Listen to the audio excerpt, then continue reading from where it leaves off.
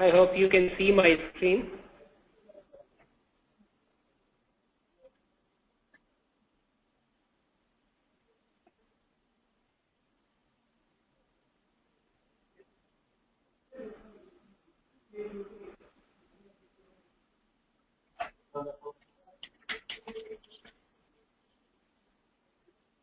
Okay, I think let's start. Okay. Well, yesterday we talked about rich UI handlers, and that was our last topic that we covered yesterday. We created a few rich UI handlers, and we seen how to use rich widgets and how to graphically design your page. And then we seen different properties using the properties view or directly coding from the source code editor, and through which we learned how to develop a rich UI page. Now today we will talk more about the rich UI handler, how to construct rich UI pages, and then we will move in deep inside rich UI handler, like how to apply our custom CSS properties on rich UI handler. And moving forward, we will see what are the by default widgets that are available in RBD tool, through which we can design our rich UI pages. So I am starting with the same slide that we left yesterday. I hope you have seen, you have gone through these slides. And if you have any question, please type in the chat window. Here on this screen, we are seeing that in the rich UI handler, what is the overall structure of the rich UI handler code or the file. We have package statement, and then we have handler keyword, and then we specify the rich UI handler name, and then we give it the type as a rich UI handler. And then within the curly braces, we set certain properties. If you see at the bottom, some of the properties details are given here. For example, initial UI, as we talked on this yesterday, that this initial UI represents that when this page is going to be rendered on the browser, then which UI component should be displayed at the first time. So any component, any box or grid layout widget that we specify in this initial UI, that will be rendered on the screen at the first time. And later on we can dynamically change it, but initially it will be the default UI of your screen. And then we have another properties described here, like on construction function. When this page is being constructed in the memory of the browser, then which function you want to execute. For example, you want to call a database, you want to initialize certain values. Then using this on construction function, you can call your custom function and then initialize your certain values, or you can establish connection with DB or web service or anything else. So there are some other properties that you can, if you want to go in more details, you can either go in the help menu, and then you can click on the help contents. Just type this rich UI handler. You can find all properties that are applicable on the rich UI handler. And same thing you can do on the IBM Info Center, and you can find the whole details and with examples how to create rich UI handler, what are the properties, and what is their function, how they are affecting the behavior of rich UI handlers. And then on this slide we are seeing like rich UI grids. For example, I want to create a rich grid that will be enabled with sorting. If I like to sort my columns data, then I can sort with the help of this grid. Here we have CodeSynapse given here. Here the grid is a widget that is provided in the RBD tool, and through this grid we can create rich widgets that can hold our tabular data. For example, we are retrieving some records from the DB and we want to present on the page in a tabular format. Then we can display inside of a grid. And there are a couple of properties through which we can apply pagination, and we can apply sorting between the columns. We can select one row or all row, and even we can specify some custom widgets that will be displayed in place of a particular cell. For example, I want to edit a contents of a particular cell of a row.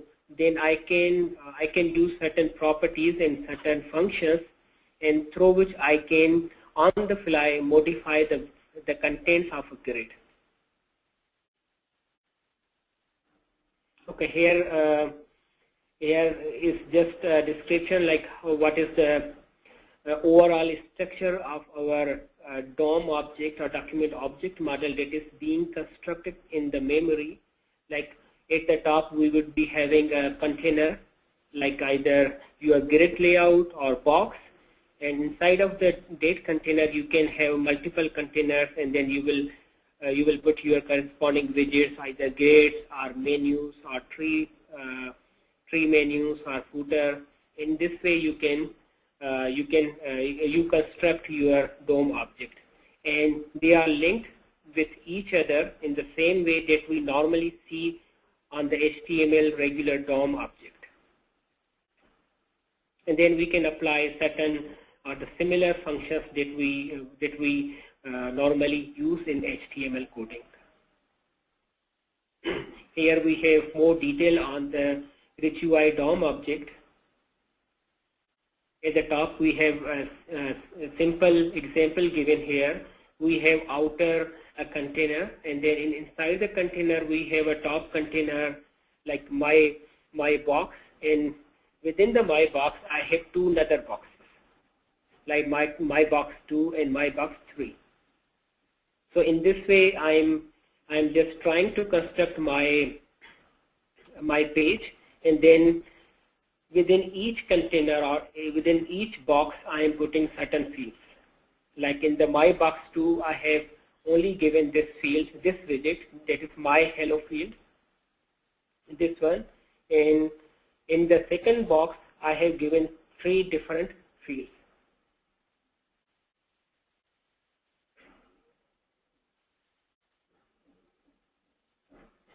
Now here we have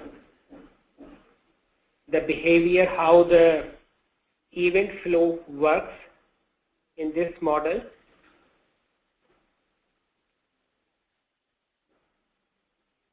We have specified certain properties of each box in the events. Okay.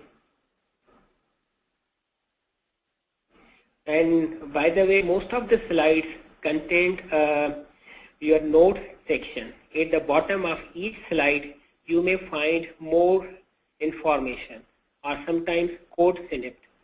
So from the notes section of each slide, you can get the example code or more information on that particular topic.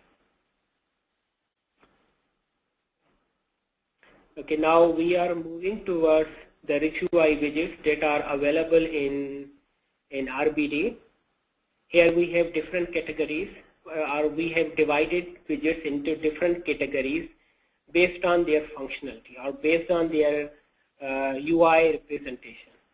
Like we have few widgets that are used for display and input, and some fields that help us to lay out our UI page. And so there are some other widgets that help us to visualize data on our page, like pie charts or graph charts. And there could be some custom widgets that we create based on our requirement. Here, for example, we have a simple example given here regarding the custom Rich UI widgets. For example, you created your custom widget and then you made it available inside of your palette. Then when you drag and drop that your custom widget on the Rich UI handler, then it will create the corresponding code and it will display the corresponding widget on the page. Here at the bottom, if you see, this code is given for the Rich UI widget. Using this code, we are creating a custom widget. That will be the widget's result is shown here, like street, address, city, state, and zip code. So we are creating this custom widget, all these components using a single address widget. We may talk about in more detail regarding the widgets, how to create those widgets and how to use them. Once we complete this slide, then we will move towards doing some practical examples on all these widgets. Here just highlighting the different properties or the behavior or the events that are available for almost all widgets. For example, we can have a border widget, we can have a border property, we can have a background color properties, we can have font property, we can have a class property. So all these different properties are applicable on all widgets. For example, using the class property, I can give it my custom CSS properties. Using the font property, I can give it the font size update widget. So the font size will be modified. Same way, there are like event related properties like on change, on click, on drag, on focus, and so on.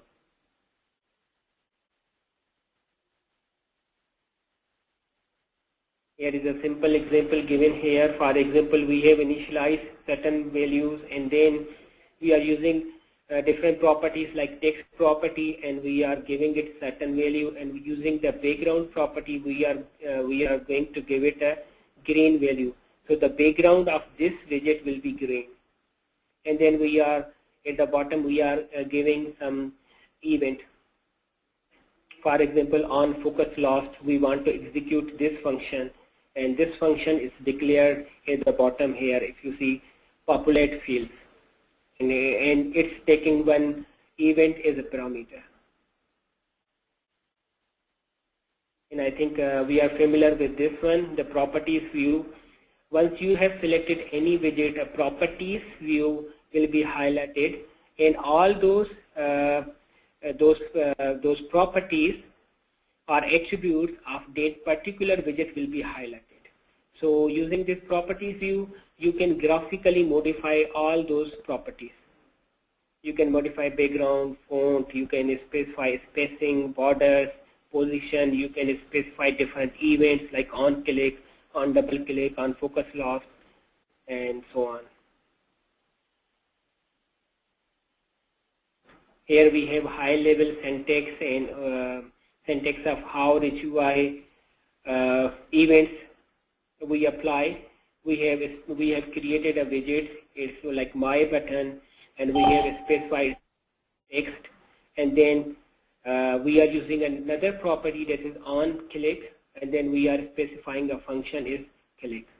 So this click is a function that will be called when we will click on my button. We will do this demo on all these properties and these things.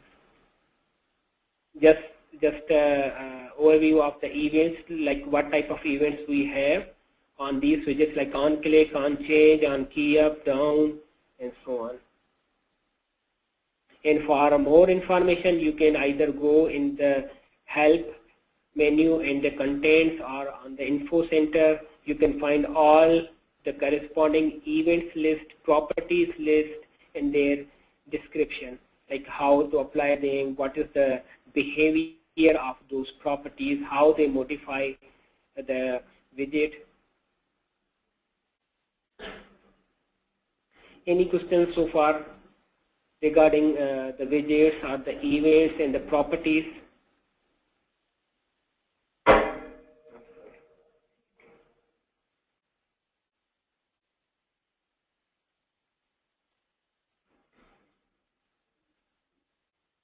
Okay, here we are talking about like what is the event record. For example, when we click on a certain field, then how the event widget, event attribute works. Like for example, how I want to denote a particular widget, and I want to capture the coordinates of my mouse or the coordinates of the widget. So using the event property, event parameter, we can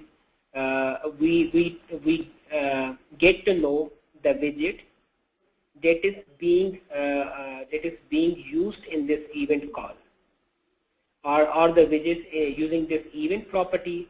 We get to know, okay, which is the widget that is being called, or on which widget the event has been occurred.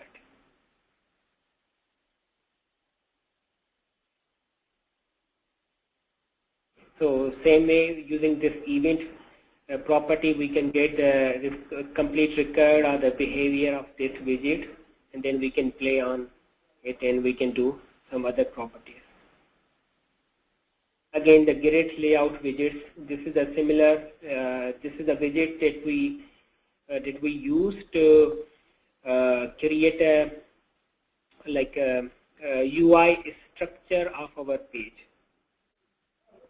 Yesterday we have seen this grid layout, and there were initially, when we create a rich UI page, by default there is a grid that is being displayed on the page, and we normally drag few components from the palette and drop on this grid. In this way we create our page structure. So this grid layout is used for constructing or structuring your page UI. And here we have another concept like event publishing, and that is the similar one that we see in JavaScript. For example, when we click on a button, definitely the button itself is inside another container. For example, button is inside box B container, and box B container is itself inside box A. So when you click on the button, then the event first will be fired on the button, then event will be bubbled out to the parent, and then from parent to the top parent. So in this way, if we have a need to capture these things, or maybe we want to do some like gaming or these things, then we can use the event publishing. We can track, okay, I clicked on the button, which is the container of this button, then the container should behave in such and such way. So in this way we can track their behavior, and we can play with them on the fly. So we have some validation constraints and rules. For example, we have seen yesterday, for example, if you want to apply certain like validation checks on your fields, you can use this delegate keyword, and you will specify your validator. So whenever you use these validators, they will be implemented on your field. For example, you want to apply this delegate on your text field so that user must enter some value inside of a field. So they will be automatically called. If you see here, we have at the top, we have a Dojo text field, and using the validator property, we are giving this my validator a function name, that is this one, that will be automatically called whenever user is typing something or any event is occurring on this field. Then it will automatically check for the input, and it will say, okay, what is the minimum constraint in their size. Otherwise, it will highlight to the user, okay, please, the value is not greater than this one, or you have to enter something here. So this thing will be automatically handled. And here we have a few built-in validators that we have available in the EGL. For example, IP validator, or the range maximum and minimum values, or minimum length, and formatting our like text, or formatting date, time. For more information on these validator, how to use them, you can go on the IBM Info Center, or maybe in the RBD help. There is a contents option through which you can type in the validators, and then you will see a list of validators. In same way, we can use, for example, we need a certain job that we want to execute after a certain period. Maybe, for example, I want to execute a job after 1 hour. So I will create a job scheduler in RichUI. So these schedulers will be called after that particular time that I will specify here. How we achieve this scheduler? We import this egl.javascript.job, this package, and then we create a field, do this, and its type is job, and in the curly braces we use this property, run function, and then we will give this my run function. So this my run function is my scheduler that will be called after a certain period that I will specify in my code. So my run function is given here. Okay, this is my run function. So what it's doing is just printing on the console the current date time, current time of the system. And using the initialize function, there is a property on this, do this scheduler, that is a repeat property, and we are saying, okay, after 1000 nanoseconds, this scheduler should be called. And please stop. This function is just calling another property, another function of this scheduler, and it's saying, okay, stop the scheduler, and there is no more need to execute further jobs. So in this way, we can do, we can create a scheduler sort of things. And okay, we have last topic here regarding the cascading style sheets or CSS properties that we want to use in our code. So first we create CSS properties. If you see, we have created a few properties here. These are the standard CSS properties, the normal one that we use on all websites. You can use your CSS3 as well. And then once we have declared this one, then we will use the class property, and then we will apply this custom CSS property on that particular widget. If you see here, we have declared a RichUI handler, and then we have given some certain CSS properties, and then we have changed the look and feel of our widgets. So we will move towards doing a demo on all these topics that we have learned so far. If you have any question, please go ahead before I move in doing the labs.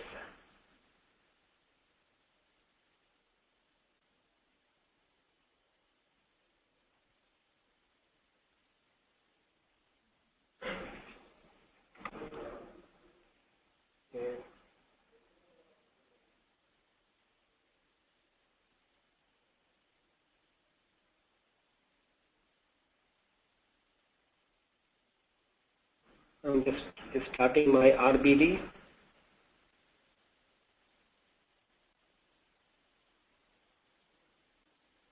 We will try to create rich UI handler, we will then create few events, and then we will apply on widgets, and then at the end we will create a CSS properties that we will apply on our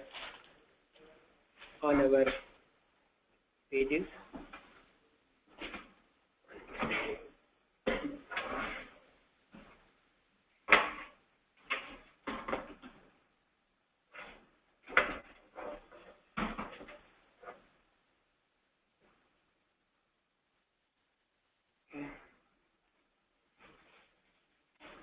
I'm continuing with the same project that we have created yesterday, and it should not be any problem.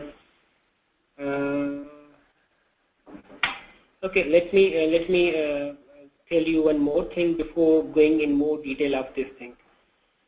Yesterday we talked about, like, from the EGL we can generate different code. Like from the EGL we can generate Java, we can generate JavaScript, we can generate COBOL. So there are the properties file in the EGL project that we will use to specify, okay, which code I want to generate against this code. So here we have, when you create your project, you will find these with the same project name. If you see here, first demo app.egl BLD, build descriptors. In the build descriptor, if you click on this one, just double click.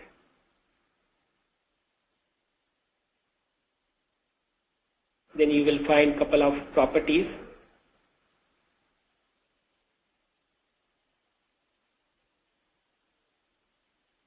Okay, if you see here, I have by default few properties selected here. Like here I have specified, okay, J2EE generation, no, so it will not generate J2EE.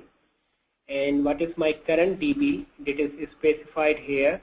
It is SQL DB is this one, and drivers that I am using for accessing this DB is this one, and the SQL validation URL is this one, and the system is this one. If you select this property and right click here, you can see the list of the target system, where you want to deploy your code. Here, for example, we have JavaScript here, we have Solaris, we have Linux, we have ZOS, Batch, we have ZOS Kix, and we have iSeries, AIX, and so on. So by default, when Windows is selected here, same way we have first demo object is the project name, and if you see at the top, I have show only specified options. If I uncheck this one, then we have a list of other properties. So all these properties will have effect on your code generation. So using these properties, you will control the flow of your code generation. Like for example, you want to specify your currency symbol that will be by default used throughout your code. And what will be your default date format, default money format, numeric format, and there are some other like a destination port, destination user ID, and default DDS file, and group code, and there are so many other properties. For details of each of these properties, you can either go from here, like at the top we have help menu, okay, and then we click on this help contents, or you can go on the IBM Info Center and you can just type the EGL build descriptor. The details on the EGL build descriptor will appear there, and then you can you will easily find all these properties and their function, how they are used, and what are their limitations, and what are their advantages, and how we can use them. And one shortcut is to either from the help menu you can you open your contents here and just you type anything here and it will show you. And plus here I can see there are tutorials given here, and I have some simple codes given here. For example, in the samples EGL, I have Dojo widgets. For example, if I click on this one,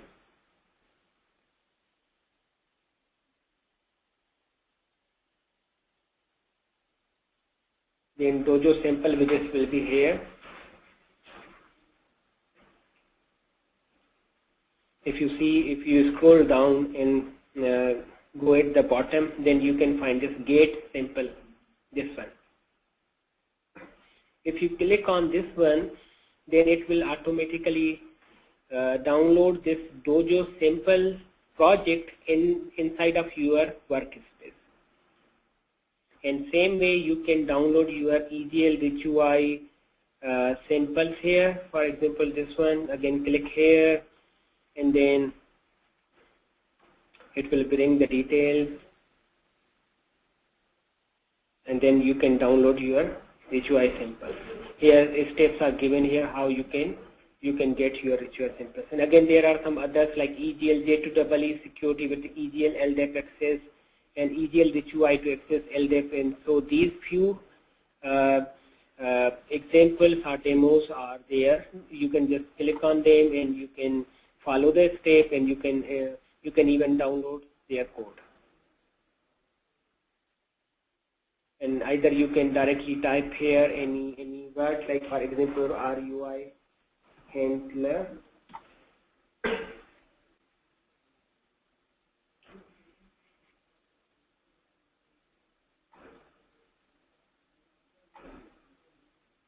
If you see, I click on RUI handler, then RUI handler, here we have RUI handler HTML and RUI handler grouping and RUI handler shadow, and there are some other properties given in like RUI handler and text area and some other things. If you click on any one, then it will give you this this code example and their properties description and related concepts on this topic. So this is pretty helpful and useful, and through which you can easily you can easily learn on different aspects of the of ETL language. So, okay, one more thing before moving towards the demo. Here at the top on ETL deployment, this build descriptor, I have this build option filter is all. If I click on this, if you can see, is a list of available target systems where I want to deploy my code. We have selected all. We would like to deploy for all systems. If I select anyone, the corresponding properties will be highlighted, and other properties will be hidden. So just select all, for example, and from this load DB options, you can, if you have a database connection with any database, maybe DB2, Oracle, SQL Server, or your vSAM or anything, you can either click here. If you don't have any database connection, existing connection, you can either click new, then a wizard will appear. Now here I can easily connect to a database running on iOS 5 or Linux, Unix, or Windows, or ZOS, or any other DB. So I just select any particular this one, and then I will say, okay, I can give it this connection any name, like my DB connection. Okay, let me create this Derby connection here so that we can know, okay, my DB connection, for example, this one. And then from the drivers, I can say specify, okay, I want to use this driver because the version of Derby database that I have, it's to access that Derby database, I need this Derby 10 version JDBC drivers. For example, if you are unable to find the list of drivers, here you can find in this file. If you click here, you can add jar files, the jar file of your drivers. Okay, once you have specified your Derby drivers, I will browse to locate my DB. Okay, and then I will say, okay, user ID and password. I think this should be the correct user ID and password. Let me test. Okay, connection succeeded. So I am successful in making connection with the DB. So here I like to save my user ID password so that it should not ask me again for this user ID and password. Click next. Now here it will go on your database and it will bring all the corresponding schemas. Now I can filter out my schema, the schema that I only need. Here if you see I have a couple of schemas and I would only like to import the EGL schema. And if I click finish, if you see at the top, now this one is being highlighted here. This one has been selected here. So now this Derby database connection is set with my project. Now my project from within my project I can use this database. I can save this and I will write the code and that will directly talk to this DB. Later we will learn about database, how to connect with the database, how to write your SQL queries, and how EGL create number of functions that help us accelerate our development or communication with the database. So using those generated utility functions, we can easily issue insert statement, update statement, and delete statements.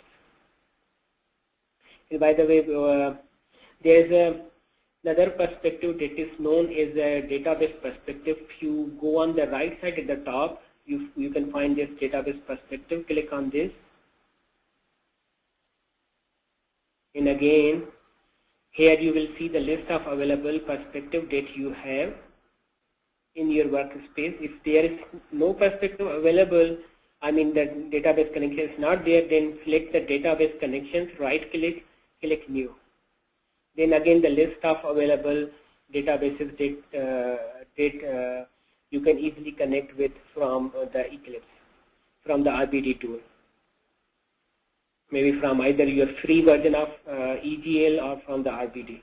So here I have this list of all databases on different platforms. I can select my required database, and then I can provide corresponding drivers. I can provide SID like host, port, and user ID, password, and then I will test the connection, and then I will press next, and then I will select my schemas, and then finish. For example, we have just created this MyDB connection. If you click on this plus sign, it will show you all schemas data here. For example, here it's showing inside the schema we have database tables, we have stored procedures, we have dependencies, and we have views. Currently, I don't have any views or stored procedure. I only have this table. So either you can directly double click on the customer. You can click on the columns. If you can see here, we have this one like customer ID, first name, last name, password, and their types.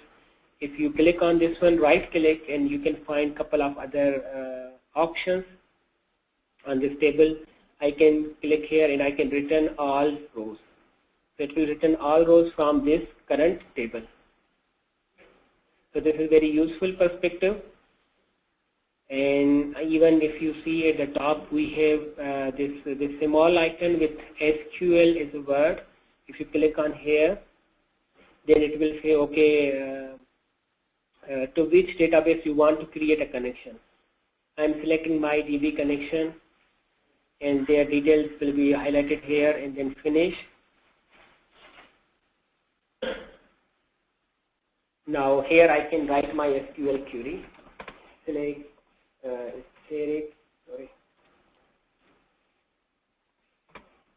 from, and you can press Control space bar, and you can see your database, which is my database, my EGL.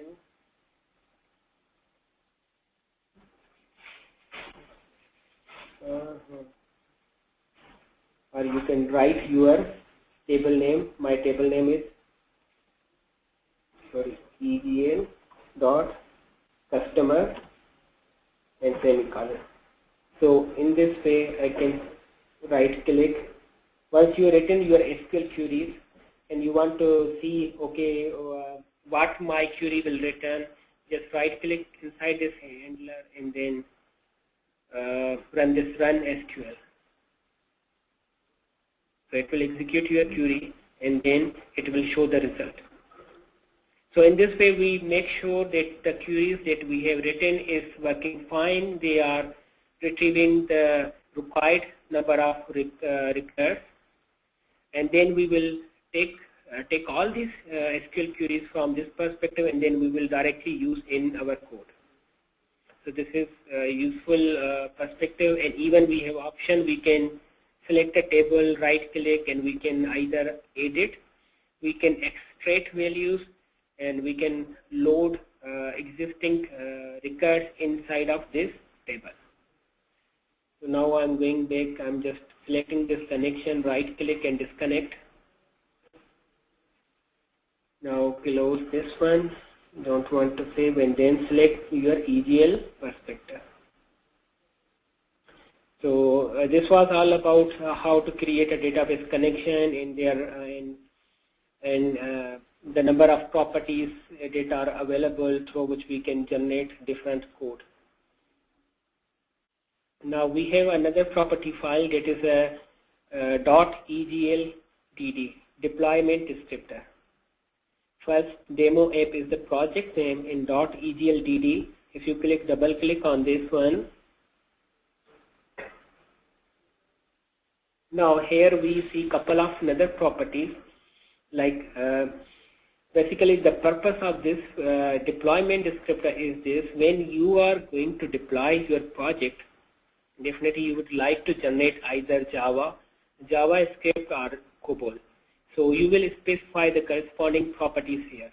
For example, inside of your project, you are going to consume a web service.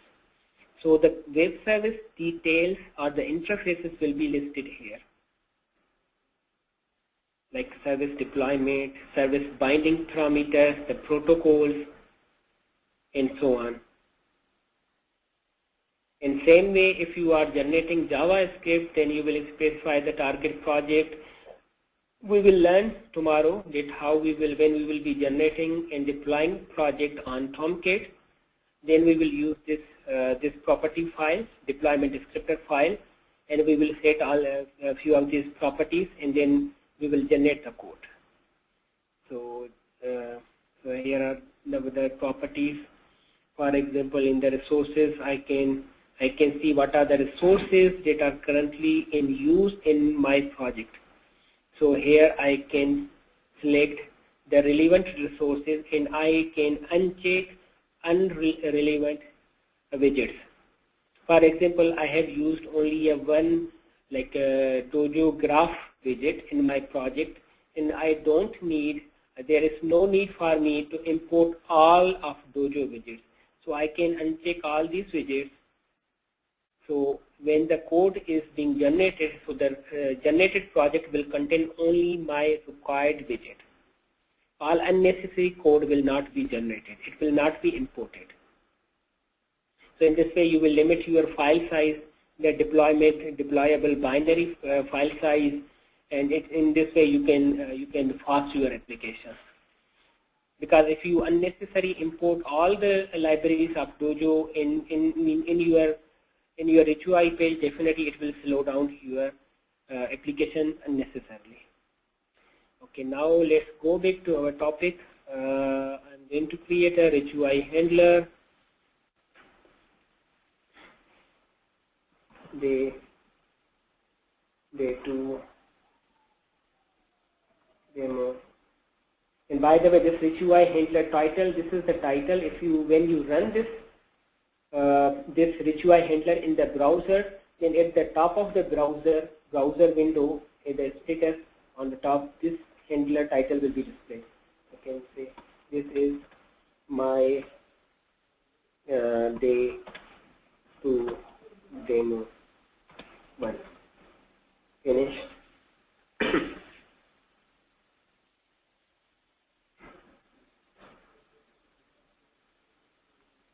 So let's first see what is the by default generated code. and then we will use few widgets, and then we will apply. We will see what are the events available that we have and how we can use them. So by default, it's generated this grid layout. If you see these, the grid tabular format, and then this is the by default generated code. Again, the rich UI handler type, initial UI is this UI, and on construction function is this on construction function, and the CSS properties file is this one. This is here inside web content CSS folder, and this is the title. Okay, and now if I click preview, definitely there is nothing, so it will not display anything. Now go back in the source, and if I want to like commit out, use the 2 backslashes and then commit out this one. If you see, this object is committed out, so here it's highlighting an error mark. If you mouse over on here on the red mark, then it will say UI cannot be resolved. The UI object is not known in this file. So I will, and if you see here, we have a ETL generation result view where it's highlighting the error messages are the successful generation messages. Here it's saying, okay, generation failed for rc.day2 demo. RC is our package and day2 demo is our code. So I can, like, for example, I remove this one. Now let me create my my box. For example, my box. This is another container that we use. Box in like curly braces, semicolon. Now if you see, it's currently it's EGL is unable to recognize the box widget. So definitely we have not imported the definition of this box. So what I will do, either I can manually type the import statement of this box, or from the keyboard you can type like Control Shift F, Control Shift F. Sorry, Control Shift O. It will import the corresponding widget. Control Shift O from the keyboard, and it will import the corresponding widget in your code. Once this is done, then there is no error. Just save the file. All errors gone. Code generated successfully. There is nothing errors, no errors. Now let's see what are the properties here. For example, again within the curly braces, control and space, so that we can see the list of available properties or attributes that are applicable on this widget. So I have alignment, I have background color, and body and border and top, children property, and many other properties. So what I can do, let me first make the background color, or maybe background color is green, okay, and then comma, space width. What will be the width of this one? I can give it like 500. So 500 will be your pixels, and height is 500. Sorry. Save the file. Click on preview.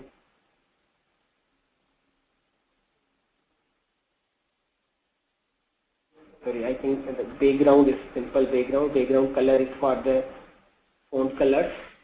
So it will be used for the background color for the fonts. So just put the background. Sorry, the spelling mistake here.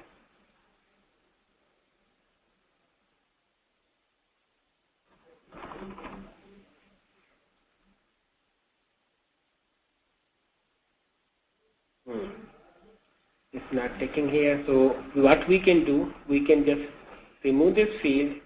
Now we are not sure, okay, which is the correct property. So how we can identify this issue? So we know there is a properties view. Using the properties view, we can select the correct values. Because right now I assumed and I provided a wrong input to a property, and that property is not working.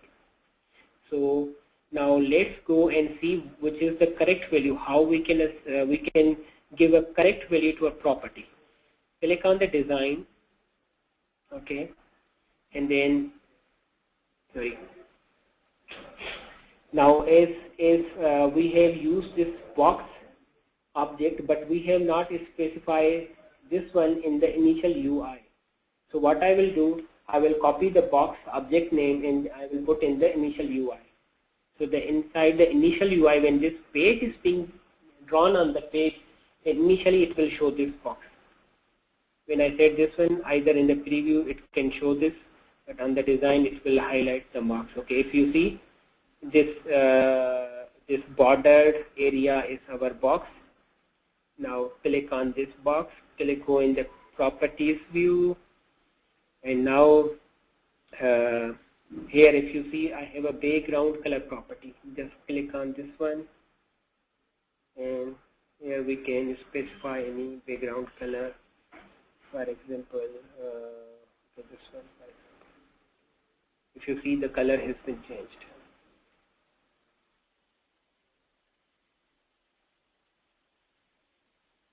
Okay, in this way.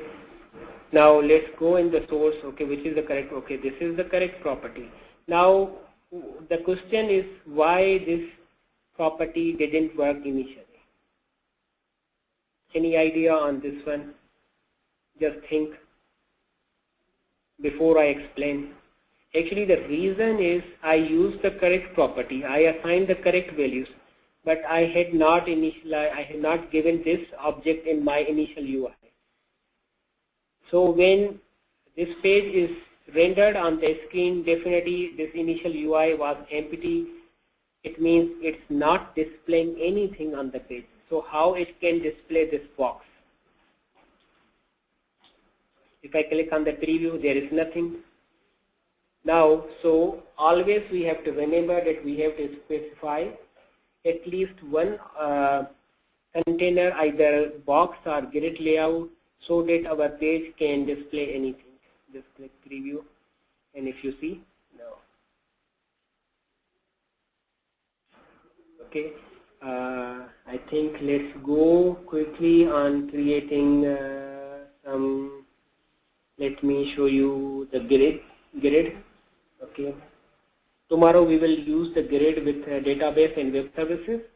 Maybe I will see if we have time today, we will do a database half part today and half part tomorrow.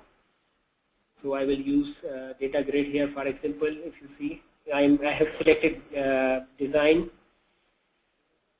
view, and if you see, when I'm going to drop a widget, then a small context help is highlighted. If you see, there is a box widget, and it's like it's telling me that okay, you are going to drop your widget inside which object or inside which container. Now currently we are dropping inside of the box. So we will say okay, grid variable name, okay, grid name by default this name, there is no issue. If you see, it is placed at the top. Now if I go and select another widget, for example, maybe, okay, before going there, just see the generated code. So this is our generated code here. If you see here, this is the generated code for my grid. This is the variable name, data grid, and this is the data grid widget. And within the curly braces, we have these properties. Like we have not specified any behaviors or header behaviors. We have specified two columns. The first column name is field, or I can make it name. And I say, like for example, class, okay. And the display that will be displayed on the front, it will be, for example, this one. I can say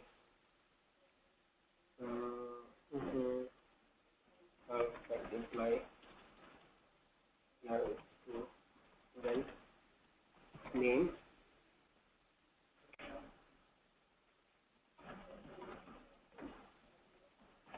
class. Okay, in the column 5, display name is used for the display on the UI.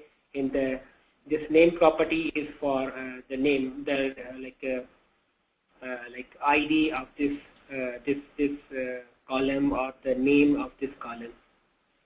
So using the name, this ID, this value, I can identify my column, particular column. So this should be unique. This should be unique for each column. And these are the rows. Let me first click on the preview. If you see, the student name and student class has been changed. Go back here. Save the file now. As I have changed this one, so there's no field property, so I will put is a name. Name is like, and this will be like your class.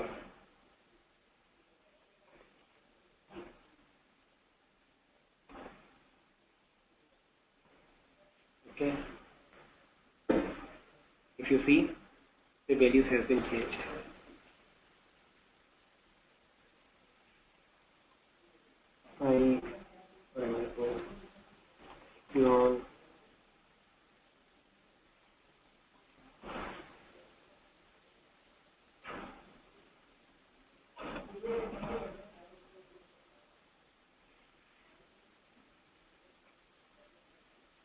Okay, so in this way we modified certain properties, and if you hover, this hovering effect is by default, and if you see, the sorting effect is by default provided by this widget.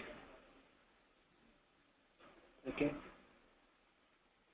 I think let's go back in the design view just quickly. I will show you few properties before we end the class for today. If you select this grid and let me make some other rows. For example,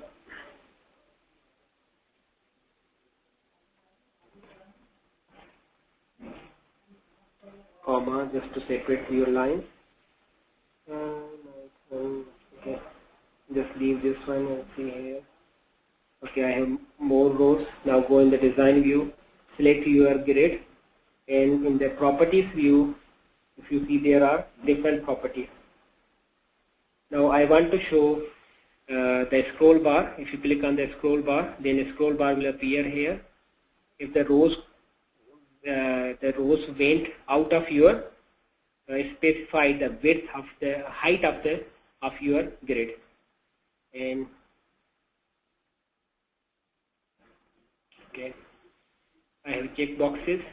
If I click on the checkbox attribute, click preview, see the checkboxes just to select the rows. Again, select here, are now we have a start rows, and we have like a page size. For example, on first page, like pagination, we want to show only like 3 lines. Only 3 lines here. Click on the preview. If you see, only 3 lines are displayed, and as we have selected the scroll bar, then a scroll bar is appearing.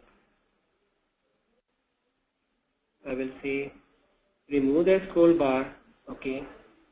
When I remove the scroll bar, then pagination buttons appeared. Click on this one. If you see, the remaining part are here. Last, first. And as we have selected this one, so these are already there. They are still selected. Okay. Now I think let's go apply an event, and then we will apply CSS.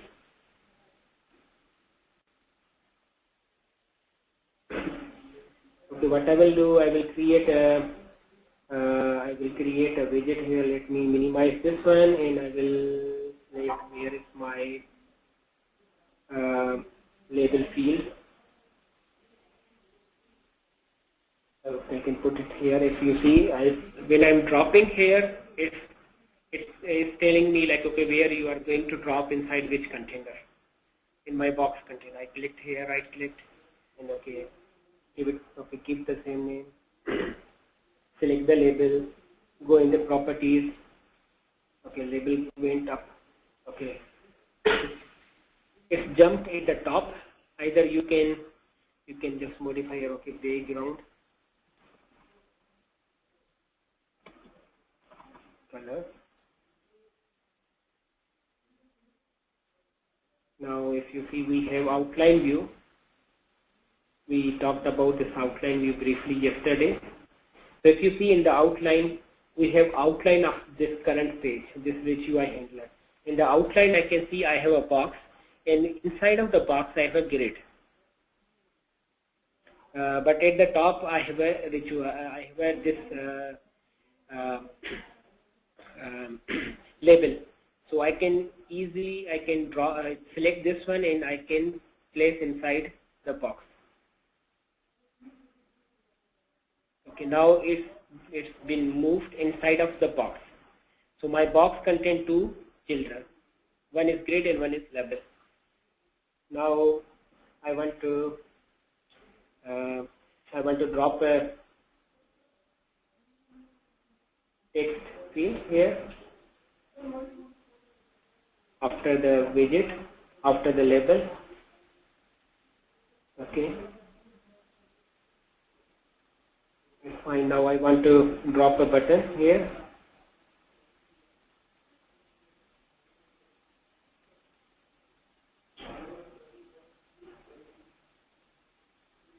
Or maybe you can drop in any place. I think it didn't drop here.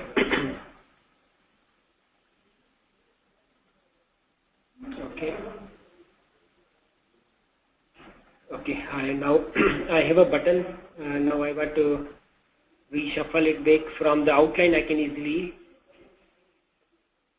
just change their layout. Now one thing we are seeing that all these components are coming in on a single line. And currently we are not seeing the button on the page. If you see the button I have selected here in the outline, sorry, I'm sorry. Okay, so currently button has been selected in the outline and it's not been visible because the size of our box is limited. So we have to either increase the size of the box. Go in the position space.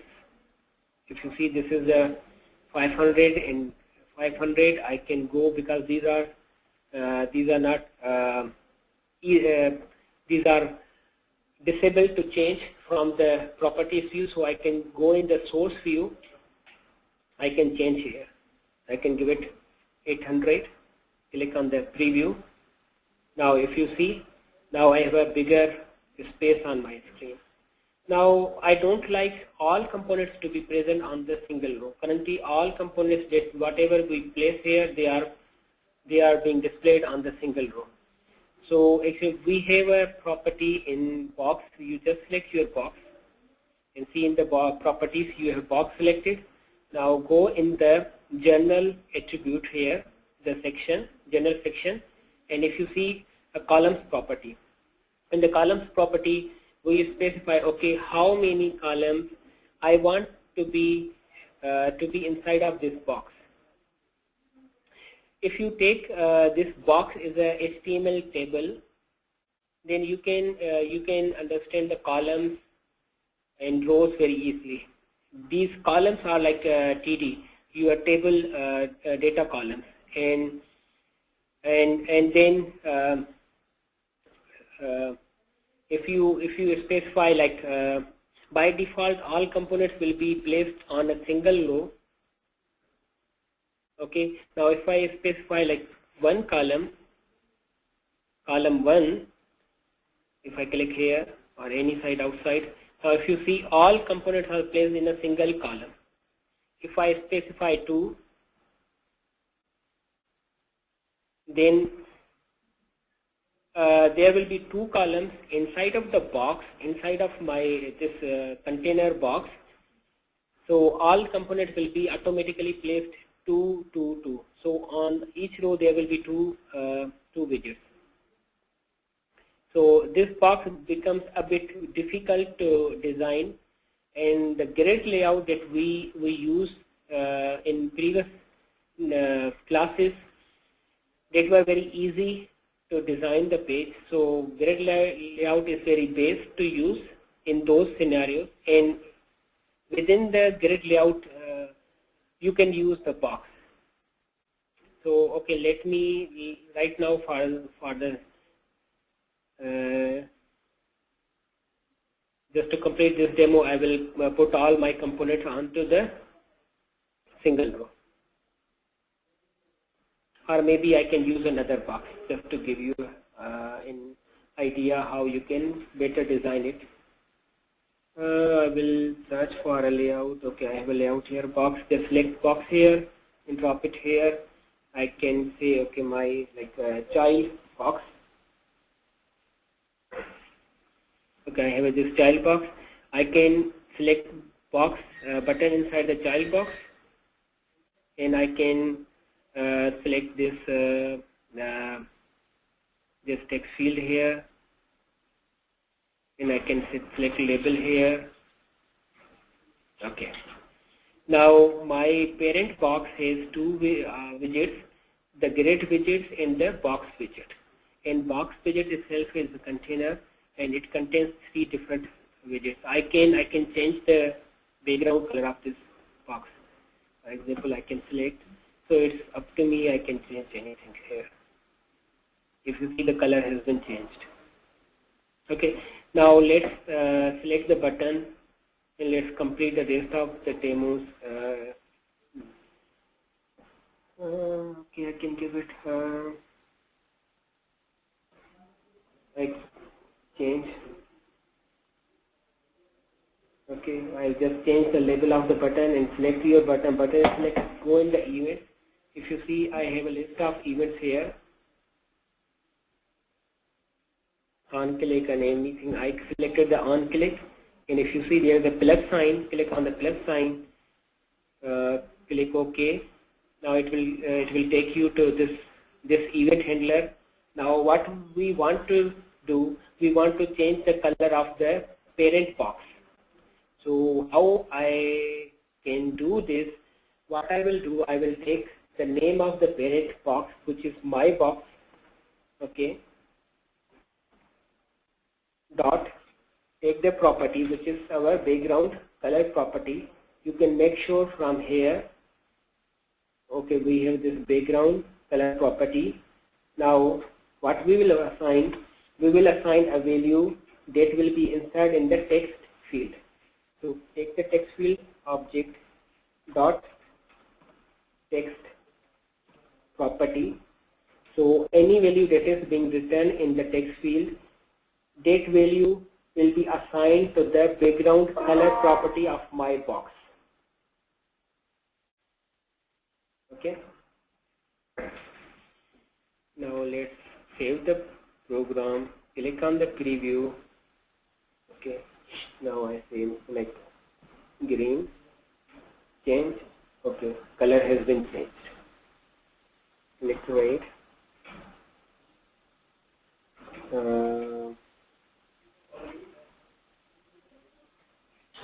In this way you can do your events. Now to run this example in the browser, you can click here. If you see here on the right side, there are few icons given here. This one, first one is you refresh the page. It will reload your page to the initial values.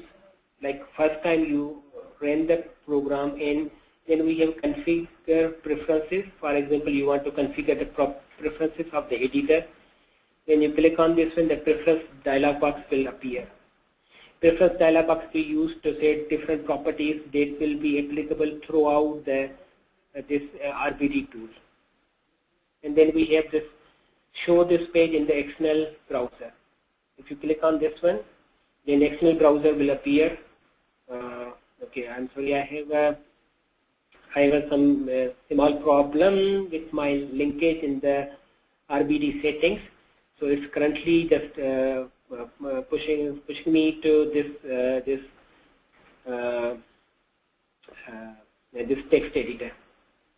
There's another way. Let me try that one. Select day 2 demo, right click and run as PGL Rich UI application. Okay, now it's running in the browser. I can copy this URL and I can open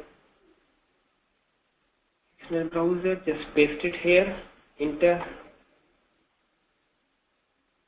So here you have this one. You can change anything here, so it will apply in this thing.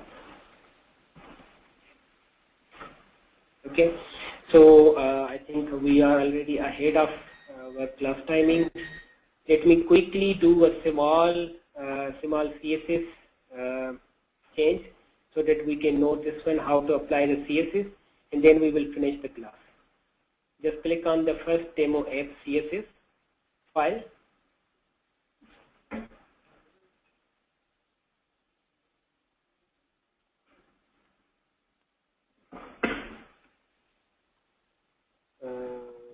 Give it any name.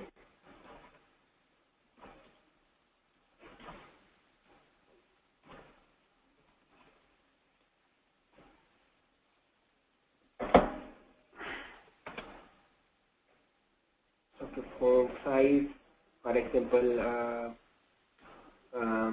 20 pixels or whatever it is. Okay, and I can say background, maybe color.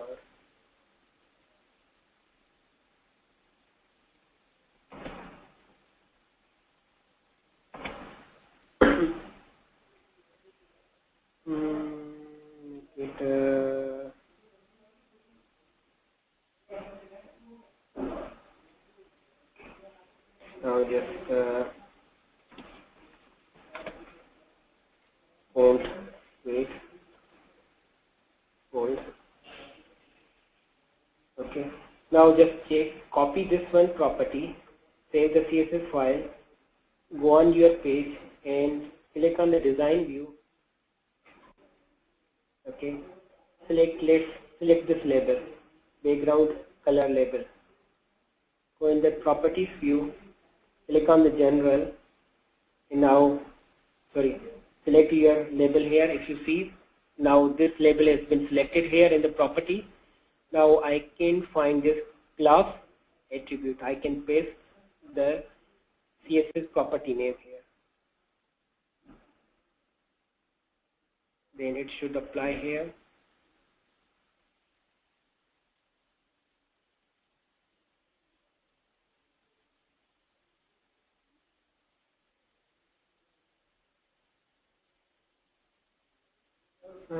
Then I have declared it correctly.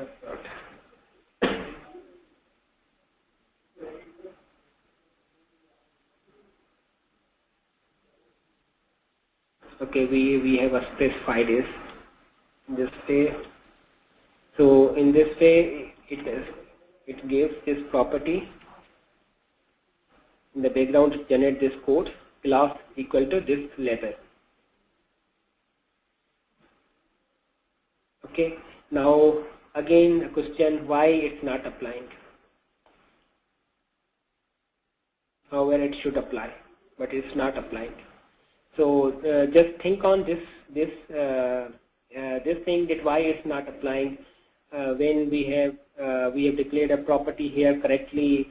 In the preview, it's showing that it's the correct CSS, and then even we selected this one, this label, and we given the class with this correct value. Then it's not applying. So where is our mistake? So I think in the second class we will talk on this thing, and we will continue with learning with remaining widgets, and if there is a time, then we will work on the database part. Otherwise, we will continue database and web services tomorrow. Any questions so far, please let me know before I finish the class.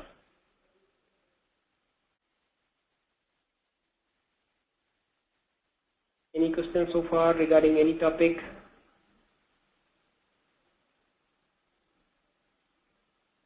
Or even you can email me your questions. I will try my best to help you out on learning your EGL. Okay. Okay, we will meet after 45 minutes and we will continue with the remaining topics. Okay, thank you very much for your time. Okay, thanks, bye.